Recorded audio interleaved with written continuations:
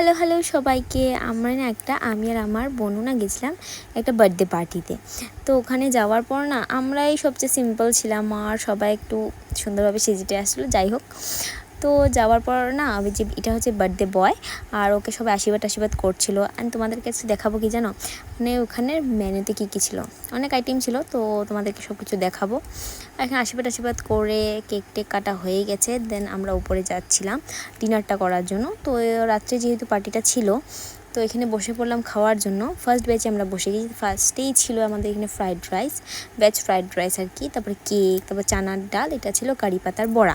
তো আমার খেতে তো সেই ভালো লেগেছে।